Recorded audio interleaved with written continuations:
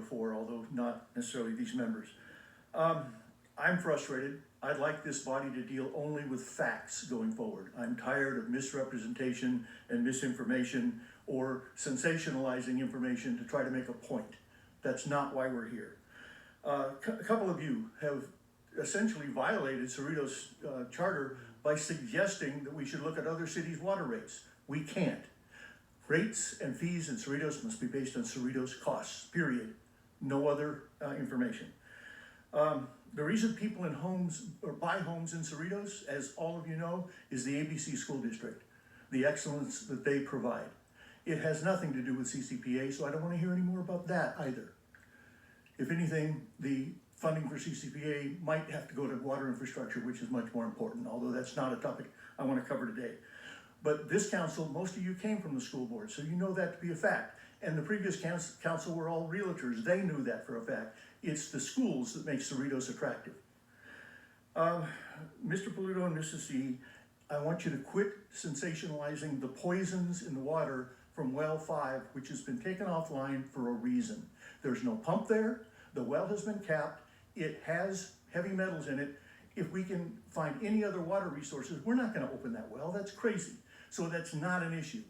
Safe water is not a problem at this point. Sufficient water supply at a good cost is the issue, and we should stick to that. From now on, I want to base all these sessions on actual costs, actual revenues, and the facts only, because otherwise you're wasting our time as residents. That's not to say that the residents don't want clean water, nor do we want effective sewage disposal. We just want to understand what the real costs are, what the plan is, and what you're going to do about it. Mayor, you suggested that in 2013-2014, the council based the previous increases on Prop 218. It's a damn good thing they didn't, because if so, the city would be in violation of state law for the last 11 years. They didn't base those on 218, so the city absorbed that money, which is still coming in at $3.2 million a year, based on the 10% year-over-year rate increases we paid then, which came up to 84% total over 7 years. And that $3.2 million is still coming in, and it's still subsidizing the water. So the fact that none of it was spent on infrastructure is a failing of this body. And now we're going to have to pay the consequences because nothing was done. Maintenance was deferred or completely ignored. And as the gentleman from the union and the city employees mentioned, deferred maintenance is a good way to go into bankruptcy. That's just bad planning all the way around. It's not in your best interest. And everything in this meeting's agenda was about emergency repairs. The word emergency was used 11 times in the body of the report. Emergency repairs cost 4 to 5 times as much as routine repairs because preventive maintenance programs are not being funded. So as a result, this city is wasting the money you are collecting from us and not putting into a plan programs like this that are routinely used to maintain the quality and sufficient volume of our water. That's not acceptable going forward. Now, I know Prop 218 forces you to spend the money the right way, but the way you're going about this is also bad faith. You're sneaking this in to the residents with a document that was in a plain envelope, 6 pages long, and the dispute page wasn't until page 5, and it was only in one language.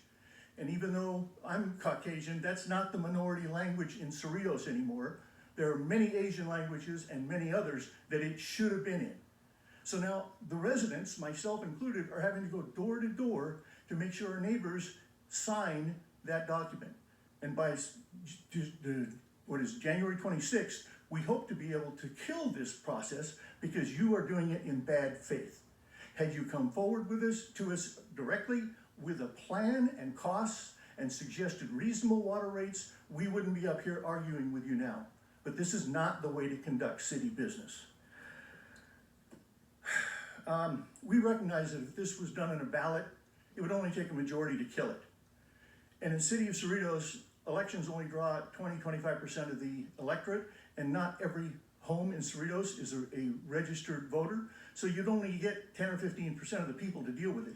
You're forcing us to get 50% of the residents of Cerritos to sign a petition against something in about 2 months' time in order to block this. And we're going to do that. We are going to block it, and you'll have to start over and come up with a new way to fund necessary projects that these guys have outlined. This is not optional. It has to be done, but you're going about it the wrong way. In closing, between 2015 and 2020-21, you raised about $32 million. I'd like to know where that money was spent, because by your own admission, none of it was spent on water or waste infrastructure, not a dime. So as a result, where did that money go? How do I get that information, and how do you present it to the people so we know you're being responsible with our money now? At this point, you want a 400% increase in rates over 5 years, 392%, I'm rounding. That gives you $10 million a year to work with, but your own staff hasn't identified that much in projects. Can you finish your point, please? Yes, I can. To date, they've identified $3.3 million in an ongoing project to replace old steel wells over 17 miles. They've got another project to replace 150 miles of pipe. They have pump projects at about $500,000–600,000 a piece. Those projects don't equal the $10 million a year you're going to get from us with these rates. It's excessive. It's being done in a bad faith way, and it doesn't represent the people of Cerritos' objectives or goals. We want fair representation, not extortion.